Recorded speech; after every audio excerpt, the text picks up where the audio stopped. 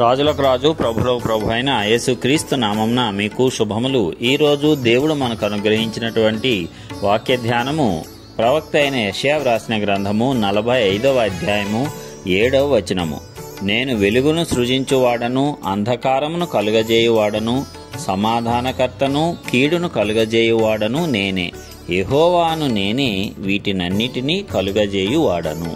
ప్రియులారా, ఈ వాక్యాన్ని మనం గమనించినట్లయితే సమస్తమును సృష్టించినవాడు దేవుడే. సమస్తము ఆయన మూలముగా, ఆయన ద్వారా కలిగినాయి.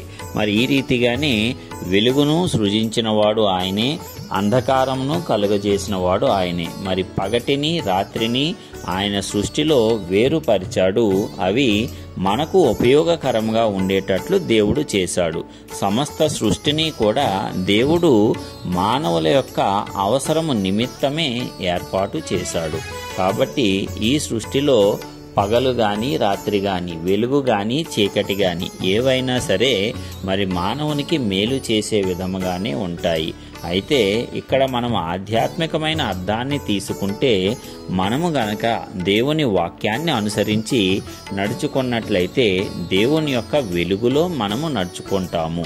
అలా కాకుండా వాక్యానికి విరుద్ధంగా గనక మనము నడిచినట్లయితే చీకటిలో మనము నివసించినట్లే. అంటే మనకు రెండు మార్గాలను దేవుడు ఏర్పాటు చేశాడు. ప్రతి మనిషి కూడా ఏ మార్గాన్ని ఏర్పాటు చేసుకోవాలి అనేది అతని యొక్క చిత్తానికి దేవుడు వదిలాడు. ఎందుకంటే దేవుని మార్గాన్ని అనుసరించి వెలుగులో నడుచుకోవటమా, లేక దేవుని వాక్యానికి విరుద్ధంగా ప్రవర్తిస్తూ చీకటి మార్గంలో నడవటమా అనేది మానవుడు తేల్చుకోవలసినటువంటి విషయము. ప్రతి దానిలోనూ మంచి చెడు ఎలాగూ ఉంటాయో అలాగే మంచి మార్గము, చెడు మార్గము, ఆశీర్వాదకర మార్గము, నాశనకరమైన మార్గమని రెండు రకాల మార్గాలను దేవుడు మన ముందు ఉంచాడు. అయితే వాటిలో దేనిని ఎంచుకోవాలి అనేటువంటి స్వాతంత్ర్యాన్ని మాత్రము మనకే ఇచ్చాడు. అదేవిధంగా సమాధానమును, కీడును రెండూ కూడా మన ముందు ఉంచాడు. వాటిని కూడా మనమే ఎంచుకోవాలి. మనము గనక దేవుని మార్గంలో నడిస్తే వెలుగును పొందుకుంటాము. ఎప్పుడైతే వెలుగు నీ జీవితంలో వచ్చిందో నీ జీవితము సమాధానకరంగా ఉంటుంది. అలాగా కాకుండా నీవు అంధకారమును ప్రేమిస్తే, చీకటి మార్గంలో నడవటానికి ఇష్టపడితే నీకు సమస్త కీడులు కూడా సంభవించేటువంటి అవకాశం ఉంది.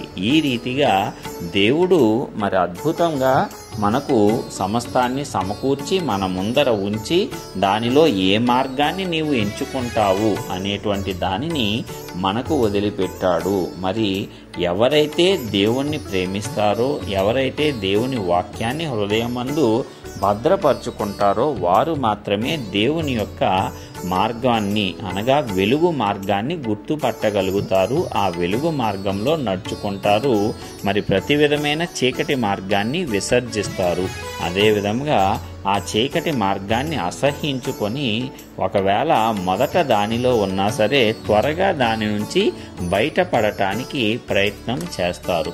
మరి ఈ రీతిగా దేవుడు తన కృపను చూపించి అలాంటి వారిని బయటకు తీసుకొని వచ్చి చీకటిలో నుంచి ఆశ్చర్యకరమైన తన వెలుగులోనికి నడిపిస్తాడు. మరి ఈ రీతిగా మన ముందు ఉంచబడినటువంటి మార్గాల్లో మనము దేనిని ఎన్నుకుందాము, దేవుడు మనకిచ్చినటువంటి స్వాతంత్రాన్ని ఏ రీతిగా మనము ఉపయోగించుకుందాము అనేది మనమే ఆలోచించుకోవాల్సిన అవసరం ఉంది.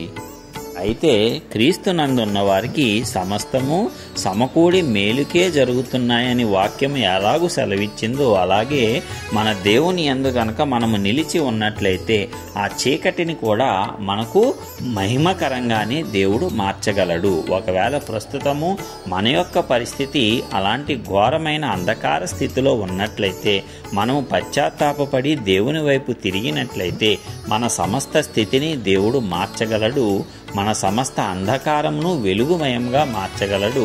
ఆశ్చర్యకరంగా మన జీవితాలను ఆశీర్వాదంలోనికి నడిపించగలడు. కాబట్టి ప్రియులారా, ఈ నూతన నెలలో ఈ మొదటి దినమున గొప్ప వాగ్దానాన్ని దేవుడు మనకు అనుగ్రహించాడు. దేవుడు మనకు ఇచ్చినటువంటి ఆ వెలుగు మార్గాన్నే మనం అనుసరిద్దాము.